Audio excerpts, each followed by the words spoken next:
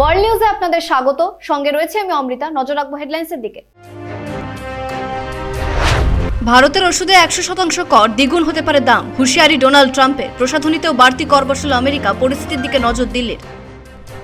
West ব্যাংকের দখল নিতে দেব না, গাজা নিয়ে প্রতিক্রিয়া মার্কিন প্রেসিডেন্টের। আজ রাতে রাষ্ট্রসংঘে বক্তৃতা নেতানিয়াহু, নজর আরব দেশগুলোর। প্যালেস্তাইনকে স্বাধীন রাষ্ট্রের স্বীকৃতি, দ্রুত কার্যকরের সিদ্ধান্ত রাষ্ট্রসংঘের। হোয়াইট হাউসে শাহবাজ শরীফের সঙ্গে বৈঠক ডোনাল্ড ট্রাম্পের। চমৎকার মানুষ ওয়াসিম মুনির, বললেন মার্কিন প্রেসিডেন্ট। পাকিস্তানের নিরাপত্তা দেবে হোয়াইট হাউস, খনিজ উত্তোলনে মোটা টাকা বরাদ্দ।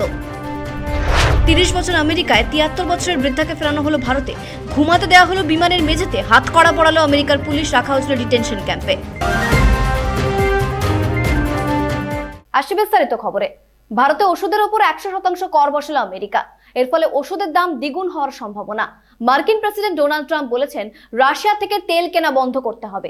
একই সঙ্গে প্রসাধনীর দাম বাড়বে। ওষুধের দাম বাড়তে চলেছে ভারতে। ডক্টর রেড্ডি, সান ফার্মা সহ বিভিন্ন নামী কোম্পানির ওষুধের দাম বাড়বে। মার্কিন প্রেসিডেন্ট ডোনাল্ড ট্রাম্প ঘোষণা করেছেন, ভারতে ওষুধের উপর 100% শুল্ক চাপানো হবে। তবে যে সমস্ত সংস্থা কেবলমাত্র আমেরিকাতেই কোম্পানি তৈরি করবে, তারা যদি ভারতে সরবরাহ করে, তাহলে তাদের উপর কোনো শুল্ক চাপানো হবে না। সোশ্যাল মিডিয়ায় মার্কিন প্রেসিডেন্ট লিখেছেন, ভারত রাশিয়া থেকে তেল কিনে সুবিধা করে দিচ্ছে। এই অবস্থা দীর্ঘদিন চলতে পারে না। ভারত লাভবান হবে আর আমেরিকা ক্ষতিগ্রস্ত হবে, সেদিন শেষ হতে চলেছে। যৌথ উদ্যোগে কোনো ওষুধ সংস্থা রাখা যাবে না। যদি সংস্থাগুলো এই সিদ্ধান্ত মেনে নেয়, তাহলে ওষুধের উপর শুল্ক কমানো হবে। মার্কিন প্রেসিডেন্টের এই ঘোষণার পর আরো চাপ বাড়লো ভারতের উপর। জিএসটির জন্য কমেছিল ভারতে ওষুধের দাম, কিন্তু আমেরিকার এই ঘোষণায় দ্বিগুণ দাম বাড়ার সম্ভাবনা। আজও মার্কিন প্রেসিডেন্ট বলেছেন, রাশিয়া থেকে তেল কেনা বন্ধ করতে হবে ভারতকে। যদি ভারত তেল কেনা বন্ধ না করে, তাহলে আরো শুল্ক চাপানো হবে। ঘর সাজানোর জিনিসের ওপর 30% কর, স্নান ও প্রসাধনীর উপর 50% কর বসানো হবে। এর ফলে নিত্য প্রয়োজনীয় জিনিসের দাম বাড়ার সম্ভাবনা রয়েছে। ব্যুরো রিপোর্ট, পূবের কলম ডিজিটাল। পাকিস্তানের প্রধানমন্ত্রী ও সেনাকর্তা ওয়াসিম মুনির চমৎকার মানুষ, বলেন মার্কিন প্রেসিডেন্ট ডোনাল্ড ট্রাম্প।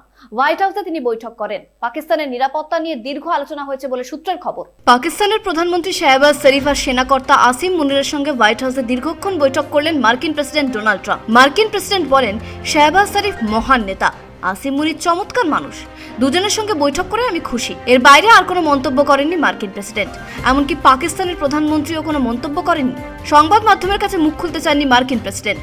পাকিস্তানের প্রতিরক্ষা মন্ত্রী খাজা আসিফ বলেছেন, দুদেশের সম্পর্ক আরো উন্নত হলো, ভবিষ্যতে শত্রু দমনে সুবিধা হবে। দুদেশের অস্ত্রসহ বিভিন্ন বিষয় নিয়ে আলোচনা হয়েছে বলে সূত্রের খবর। খাজা আসিফ বলেছেন, ভারত যেন মনে রাখে আমেরিকার সঙ্গে তাদের সম্পর্ক ভালো। পরিস্থিতির দিকে নজর রাখছে দিল্লি। রাজনৈতিক মহলের ধারণা, ভারতের উপর চাপ তৈরি করতে চাইছে আমেরিকা। ওষুধ শিল্পে 100% শুল্ক বৃদ্ধির পর ভারতের উপর থেকে নিষেধাজ্ঞা না তুলে পাকিস্তানকে সব রকম ভাবে সাহায্যের হাত বাড়িয়ে দিয়েছে আমেরিকা। পাকিস্তানের খনি থেকে তেল সহ বিভিন্ন খনিজ পদার্থ উৎপাদনের জন্য আমেরিকা $500 মিলিয়ন খরচ করবে। এছাড়াও পাকিস্তানের নিরাপত্তা নিয়ে দুদেশের মধ্যে দীর্ঘ আলোচনা হয়। ইসলামাবাদ মনে করছে, এই কূটনৈতিক সিদ্ধান্ত তাদের কাছে সবচেয়ে বড় সাফল্য। যুদ্ধ জয়ের চেয়েও বড় সাফল্য এটা। ব্যুরো রিপোর্ট, পূবের কলম ডিজিটাল। ইসরায়েলের হামলা প্রতিহত করলো ইয়েমেন। 20টা যুদ্ধ বিমান নিয়ে হামলা চালিয়েছিল ইসরায়েল। 12টা বিমানকে আকাশপথে প্রতিহত করেছে তারা। গাজায় হামলা জারি রেখেছে ইসরায়েল। ইয়েমেন ইসরায়েলের ইলটে বড়সড় হামলা চালানোর পর 20টা যুদ্ধ বিমান নিয়ে সানায় হামলা করলো ইসরায়েল। 12টা যুদ্ধ বিমানকে আকাশেই প্রতিহত করেছে ইয়েমেন। বাকি 8টা ক্ষেপণাস্ত্র হামলা চালাতে পেরেছে ঠিকই, তবে ইয়েমেনে 2 জনের মৃত্যু হয়েছে, 12 জন আহত। এই প্রথম ইসরায়েলের বাহিনীকে প্রতিহত করতে পারলো ইয়েমেন। রাজধানী সানার সেনাকর্তারা জানিয়েছেন, এত বড় সাফল্য অতীতে আর কখনো আসেনি। বিভিন্ন আন্তর্জাতিক সংবাদ মাধ্যম জানাচ্ছে, ইসরায়েল এই ঘটনায় খানিকটা হলেও হতাশ। যদিও গাজায় হামলা অব্যাহত রেখেছে ইসরায়েল। আজও বহু মানুষের মৃত্যু হয়েছে। একের পর এক হামলা চালাচ্ছে ইসরায়েল সেনা। গাজায় প্রবল প্রতিরোধের মুখে পড়েছে ইসরায়েল। এমনকি দীর্ঘকাল পর নিজেদের বাঁচাতে সাধারণ মানুষের একাংশ অস্ত্র হাতে তুলে নিয়েছেন। রাষ্ট্রসংঘ জানিয়েছে, প্যালেস্তাইনকে স্বাধীন রাষ্ট্রের মর্যাদা দেওয়ার জন্য সব ধরনের ব্যবস্থা নিতে হবে। দ্রুত প্যালেস্তাইনকে স্বাধীন রাষ্ট্রের মর্যাদা না দিলে হামলা আরো বাড়বে। গাজায় এখন যা পরিস্থিতি, তা রাষ্ট্রসংঘে প্রকাশ্যে এনেছেন কর্তারা। Where do we go? There's no place to shelter. We are exhausted and we are finished. It is all for nothing. They have neither killed us nor have they given us relief. It's all for nothing. We talk, but no one cares. A brother doesn't care about his brother. A daughter doesn't care about her mother. The situation has become so dire. Antonio Guterres বলেছেন, ইসরায়েলের বিরুদ্ধে সব দেশকে একত্রিতভাবে লড়াই করা প্রয়োজন। যদি তা না হয়, তাহলে নেতানিয়াহু আরো সাহসী হয়ে উঠবেন। তার এই আগ্রাসী মনোভাব বন্ধ হওয়া প্রয়োজন। ব্যুরো রিপোর্ট, পূবের কলম ডিজিটাল। ওয়েস্ট ব্যাংকের দখল নিতে পারবেন না নেতানিয়াহু। গণহত্যা বন্ধ করা হবে, বললেন মার্কিন প্রেসিডেন্ট ডোনাল্ড ট্রাম্প। আজ রাষ্ট্রসংঘে ভাষণ দেবেন ইসরায়েলের প্রধানমন্ত্রী। গাজা সমস্যা দ্রুত সমাধান হবে। বন্দি নিয়ে ইসরায়েল ও হামাসের মধ্যে চুক্তি হবে। বললেন মার্কিন প্রেসিডেন্ট ডোনাল্ড ট্রাম্প। তিনি বলেন, ইসরায়েল কখনো ওয়েস্ট ব্যাংকের দখল নিতে পারবে না। যদি সেই চেষ্টা করে তাহলে ফল ভালো হবে না। I will not allow Israel to annex the West Bank. No, I will not allow it. It's not going to happen. Did you speak with Netanyahu about this directly? Yeah, but I'm not going to allow it. Whether I spoke to him or not, I did. But I'm not allowing Israel to annex the West Bank. There's been enough. It's time to stop now, okay? We spoke with Bibi Netanyahu today, and we spoke to all the leaders in the Middle East, who are great people, and we're getting pretty close to having a deal on Gaza, and maybe even peace, which would be the first time in about, 2,000 years, I think? মার্কিন president বলেন, গাজার দখল নিতে পারবে না Hamas. আমি নেতানিয়াহুর সঙ্গে এ নিয়ে কথা বলবো। আমি কখনো গণহত্যাকে সমর্থন করি না। ট্রাম্পের এই মন্তব্যের পর কাতার জানিয়েছে, আমেরিকাই একমাত্র দেশ যারা যুদ্ধ বন্ধ করতে পারে। যদি আমেরিকার সদিচ্ছা থাকে তাহলে তা সম্ভব। এরই মধ্যে ওয়েস্ট ব্যাংকে হামলা অব্যাহত রেখেছে ইসরায়েল। আজ 12 জনকে গ্রেপ্তার করা হয়েছে, গুড়িয়ে দেওয়া হয়েছে তাদের বাড়ি। ব্যুরো রিপোর্ট, পূবের কলম ডিজিটাল। যদি ইউক্রেনে হামলা বন্ধ না করে রাশিয়া, তাহলে পুতিনকে বাংকার খুঁজতে হবে, বললেন ইউক্রেনের প্রেসিডেন্ট জেলেনস্কি। একই সঙ্গে ন্যাটো দাবি করেছে ভারত চাপে রয়েছে। ভারতের উপর 50% কর আর ওষুধের উপর 100% কর বসানোর পর প্রধানমন্ত্রী নরেন্দ্র মোদী টেলিফোন করেছিলেন রাশিয়ার প্রেসিডেন্ট ভ্লাদিমির পুতিনকে, বললেন ন্যাটো সেক্রেটারি জেনারেল মার্ক রুটে। রাষ্ট্রসংঘের বৈঠক চলছে নিউ ইয়র্কে। সেই বৈঠকে এরপর বাইরে এসে ন্যাটো সেক্রেটারি জেনারেল বলেন, আমার কাছে যাবতীয় তথ্য প্রমাণ রয়েছে। প্রধানমন্ত্রী নরেন্দ্র মোদী রাশিয়ার প্রেসিডেন্টকে বলেছেন, আমি আপনাদের সঙ্গে রয়েছি, কিন্তু আমি আপনার কাছে জানতে চাই, আমেরিকা ভারতের উপর 50% শুল্ক চাপানোর পর আমার কি করণীয়? আপনার পরিকল্পনা যদি আমায় খোলসা করে বলেন, তাহলে ভারত উপকৃত হবে। ভারতের উপর পণ্যে 50% কর আর ওষুধে 100% কর বাড়ানোয় দিনের পর দিন আর্থিক অবস্থার অবনতি হচ্ছে।